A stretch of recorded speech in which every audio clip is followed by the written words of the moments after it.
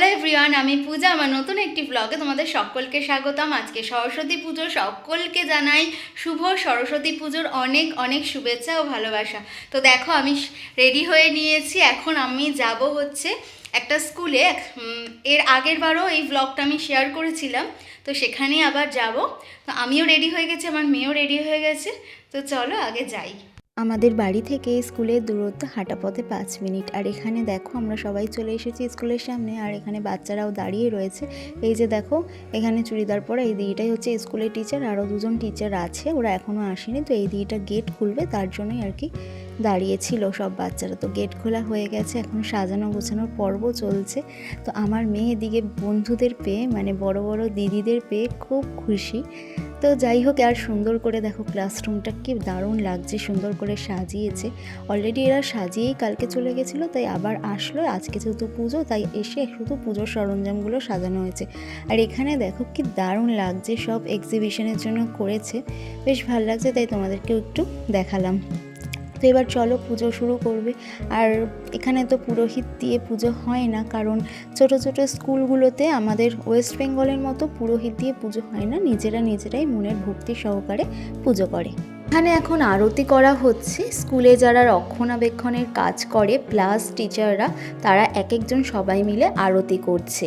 তো এখানে অনেক বাচ্চা কাচ্চা আছে, দেখতেই পাচ্ছ, আর বেশ ভালো লাগছে। ওই পাশে আমার মেয়েও নমস্কার করছে সরস্বতী মাকে।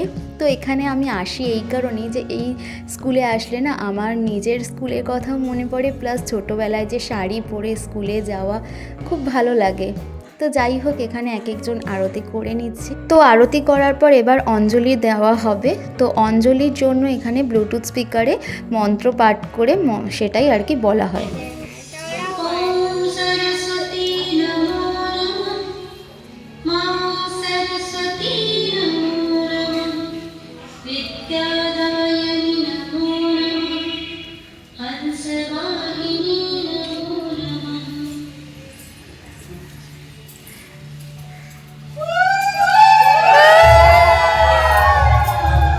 আমিও এবার একটু কচি কচি বাচ্চা কাচ্চাদের সাথে একটু ভিডিও করে নিলাম। তো যাই হোক, তোমাদের কেমন লাগছে বলো, আমার তো বেশ ভালো লাগছে। এবার দেখো, পুজো শেষ হয়ে গেছে, এবার প্রসাদ বিতরণের পালা। তো এখানে সব বাচ্চারাই আর কি নারকেল ফল এনেছিল, তো সেগুলোই সব বাচ্চাদের মধ্যে ভাগ করে দেওয়া হচ্ছে। চলো, আমিও দেখো এখানে প্রসাদ পেয়ে গেছি। এবার বাড়ি যাব, বাড়ি গিয়ে যাব আরেকটা জায়গায়। কোথায় যাব সেটা তো অবশ্যই জানাবো, তো সঙ্গে থাকো। Video video. এই তুই একা একা কোথায় আছিস? দেখ কত ঢং চং যে মেয়েটা করে। হাই বলে দাও সবাই, হাই বলে দাও। হাই। আমরা চলে এসেছি একটা রেস্টুরেন্টে লাঞ্চ করতে। তো ভেবেছিলাম আসার পথে ভিডিও করব, বাইকে করে যেহেতু শাড়ি পরে মেয়েকে নিয়ে ভিডিও করার পসিবল হয়নি। তো চলো, অলরেডি খুব খিদে পেয়ে গেছে, দুপুরও হয়ে গেছে, আগে খেয়ে নিই।